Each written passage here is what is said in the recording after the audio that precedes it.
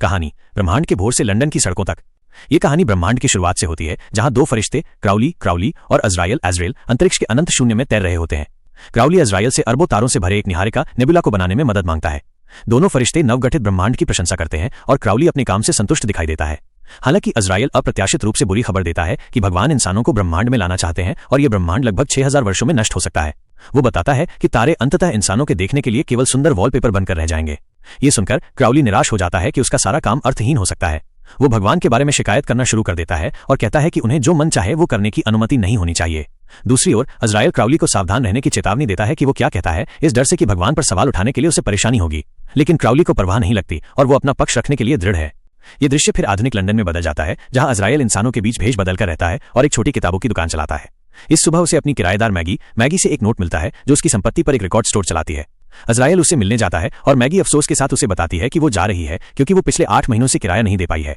वो रोने लगती है, लेकिन दयालु अज़राइल उसे दिलासा देता है और कुछ रिकॉर्ड के बदले में उसका कर्ज माफ कर देता है। लंदन में कहीं और हम क्राउली से मिलते हैं, जो अब एक राक्षस है और शैतान सेतन के लिए काम करता है। वो एक पार्क बेंच पर लेटा हुआ है जब उसके पास शैक्स नाम की एक राक्षसी आती है, जो नरक की लंदन में नई प्रतिनिधि निकली। वो उसे बताती है कि स्वर्ग में परेशानी की अफवाहें हैं और पूछती है कि क्या उसे इसकी जानकारी है।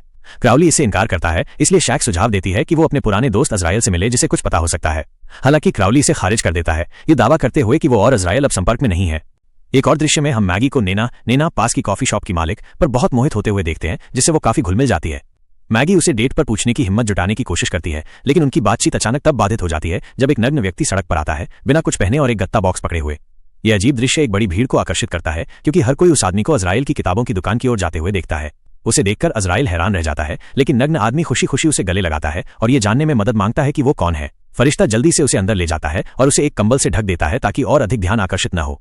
इस बिंदु पर हमें पता चलता है कि नग्न आदमी का नाम गैब्रियल है और वो स्वर्ग का सर्वोच्च महादूत और अज़राइल का बॉस है। हालांकि समस्या ये है कि गैब्रियल को कुछ भी याद नहीं है और वो नहीं जानता कि वो कौन है या कहाँ है। जब अज़राइल पूछता है कि वो यहाँ क्यों आया, तो गैब्रियल स्वीकार करता है कि उसे कोई अंदाजा नहीं है। उसे बस इतना पता है कि वो यहाँ आने के लिए मजबूर महसूस कर रहा था और महसूस किया कि कुछ भयानक होने वाला था। डरा हुआ फरिश्ता सावधानी से गैब्रियल का गत्ता बॉक्स देखता है और उसे पूरी तरह से खाली पाता है। कोई सुराग न होने पर वो अनिच्छा से क्राउली से मदद के लिए संपर्क करता है। इस बीच अज़राइल महादूत को निर्देश देता है कि अगर कोई पूछे तो अपना नाम जिम बताए। कुछ ही देर बाद अज़राइल क्राउली को किताबों की दुकान पर लाता है, जहां राक्षस गैब्रियल को नग्न और केवल एक कंबल में लिपटा हुआ देखकर चौंक जाता है। अज़राइल गैब्रियल की मदद करना चाहता है, लेकिन क्राउली उसे जल्द से जल्द छुटकारा पाने के लिए उत्सुक है। वो गुस्सा हो जाता है, ये याद करते हुए कि गैब्रियल उसका पूर्व बॉस था, जिसने उसे एक बार नरक में भेजने की कोशिश की थी। अज़राइल के अनुरोध के बावजूद क्राउली मदद करने से इनकार करता है और गुस्से में किताबों की दुकान से बाहर निकल जाता है। कहीं और नीना अपना कैफे बंद कर रही है जब मैगी उससे बात करने की कोशिश करती है। मैगी घबराकर नीना को डेट पर पूछने की कोशिश करती है, लेकिन बाद वाली जल्दी से स्पष्ट कर देती है कि घर पर उसका एक साथी इंतजार कर रहा है। एक शर्मिंदा मैगी जाने की कोशिश करती है जब अचानक क्राउली बाहर दिखाई देता है, स्पष्ट रूप से गुस्से में। वो एक शक्तिशाली बिजली का झटका देता है, जो गलती से नीना के कैफे की बिजली काट देता है।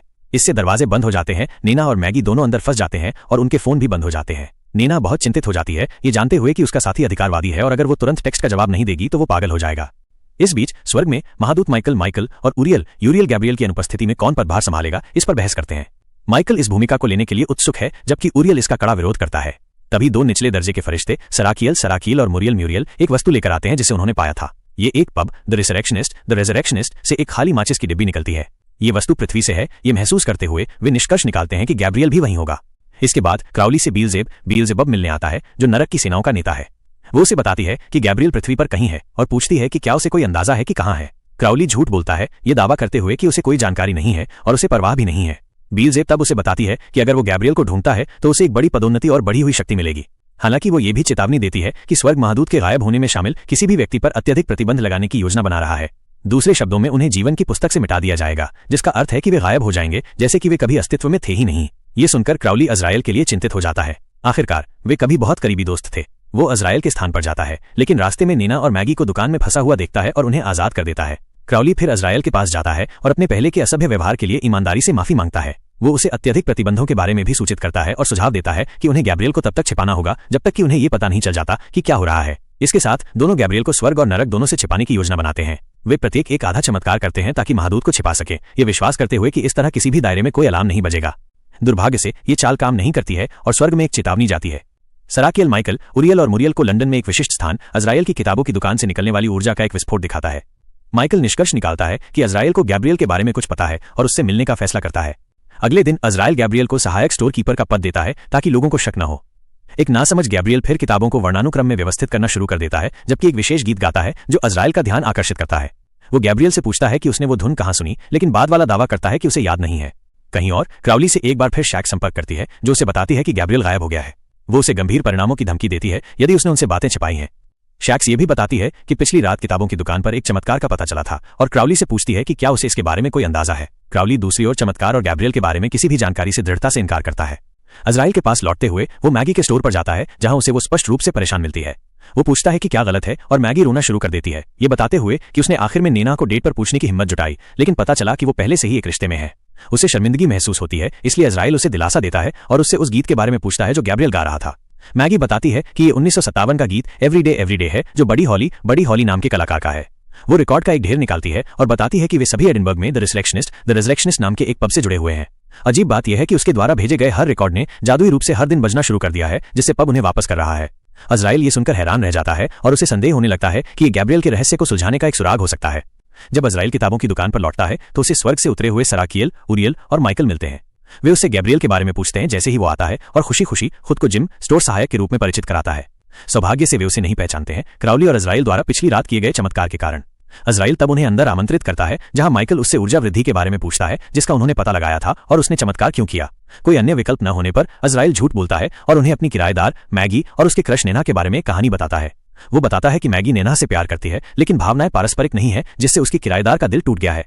इस प्रकार उसने पिछली रात जो चमत्कार किया था वो दोनों महिलाओं को प्यार में डालने के लिए था। महादूत अब के लिए इस स्पष्टीकरण पर विश्वास करते हैं, लेकिन अज़राइल को सूचित करते हैं कि बाद में चमत्कार को सत्यापित करने के लिए कोई भेजा जाएगा। उनके जाने के बाद एक घबराया हुआ अज़राइल एक पब में क्राउली से मिलता है ताकि गंभीर स्थिति पर चर्चा कर सके। वो क्राउली को महादूत की यात्रा के बारे में बताता है और समझाता है कि उसके पास उनसे झूठ बोलने के अलावा कोई विकल्प नहीं था।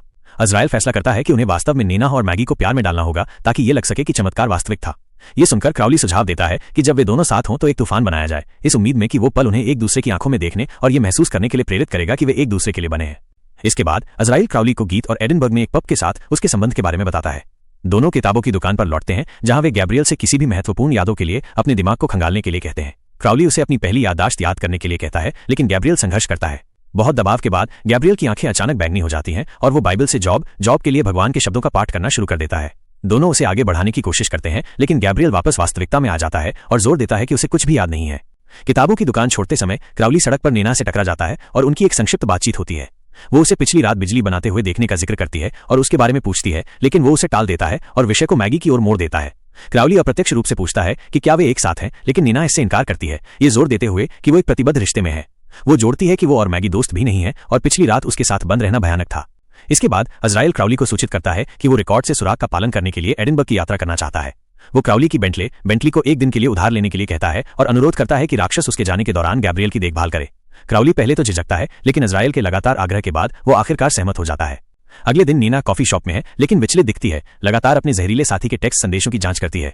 एक नियमित ग्राहक टिप्पणी करता है कि जब वो अपने साथी से लड़ती है तो उसकी कॉफी खराब होती है। हालांकि नैना उसे दृढ़ता से चुप कराती है, ये बताते हुए कि उसका रिश्ता किसी का काम नहीं है। फिर वे दोनों बाहर एक अजीब महिला को देखते हैं जो पूरी तरह से सफेद पुलिस वर्दी में है, जो उन्हें आश्चर्यचकित करती है। ये मुरियल निकलती है, जो किताबों की दुकान पर आती है और अज़राइल से मिलती है। वो सोचता है कि वो क्या कर रही है, और मुरियल बताती है कि उसे महादूतों द्वारा ये जांचने के लिए भेजा गया है कि उसने जो चमत्कार किया वो वास्तविक था या नहीं।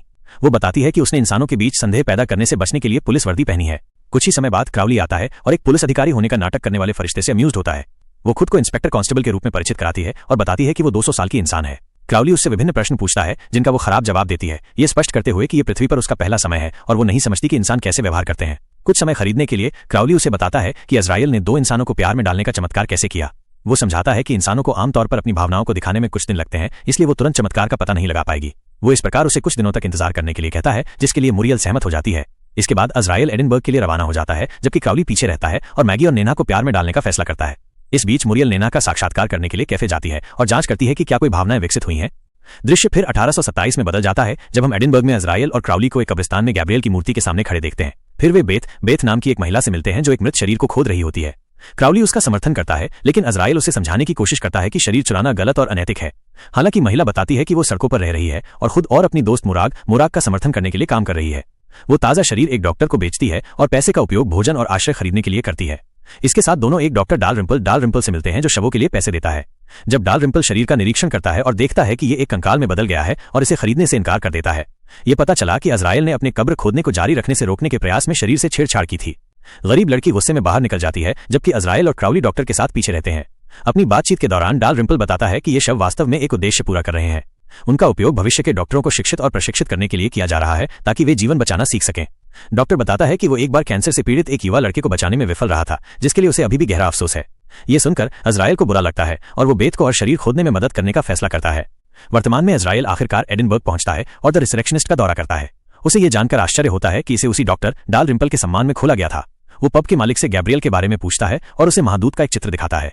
सौभाग्य से मालिक गैब्रियल को पहचानता है और बताता है कि वो आदमी अक्सर पब में आता था, अक्सर एक और साथी के साथ। दृश्य एक बार फिर अतीत में फ्लैश करता है, जहां हम अज़राइल, क्राउली, बेत और उसकी दोस्त मुराग को और शरीर खोदने के लिए कब्रिस्तान में लौटते हुए देखते हैं। दुर्भाग्य से त्रासदी तब होती है जब मुराग एक लाश से डर जाती में एक भविष्यवाणी का खुलासा करता है, जिसमें मृत कब्र से उठेंगे। लेकिन वो जल्द ही वास्तविकता में वापस आ जाता है और उसे याद नहीं रहता कि उसने अभी क्या कहा था। जैसे कि चीजें और खराब नहीं हो सकती थीं, शैक्स किताबों की दुकान के सामने के दरवाजे पर दिखाई देती है। वो उसे चेतावनी देती है कि नरक जानता है कि वो और अज़राफेल महादूत को छिपा रहे हैं। वो दुकान में प्रवेश करने की मांग करती है, लेकिन ये पता चला कि वो एक राक्षस होने के कारण आमंत्रण के बिना अंदर कदम नहीं रख सकती। शैक्स फिर क्राउली को धमकी देती है कि नरक का पूरा प्रकोप जल्द ही उसके दिव्य मित्र पर उतरने वाला है। हालांकि एक बेपरवाह क्राउली उसके शब्दों को अनदेखा करता है और उसके मुंह पर दरवाजा पटक देता है। इसके बाद एक गुस्साया क्राउली गैब्रियल का सामना करता है कि उसने परेशानी पैदा की और उनके जीवन को मुश्किल बना दिया। वो गैब्रियल को चेतावनी देता है कि अगर उसके दोस्त अज़राइल को कोई नुकसान हुआ तो वो उसे बख्शेगा नहीं। लेकिन नासमझ महादूत नहीं समझता कि वो क्या कह रहा है, जिससे क्राउली को एहसास होता है कि उसकी धमकियां व्यर्थ हैं। अगर आप अगले भाग को देखना चाहते हैं तो कृपया सदस्यता लें, 1500 लाइक करें या 100 टिप्पणियां छोड़ें।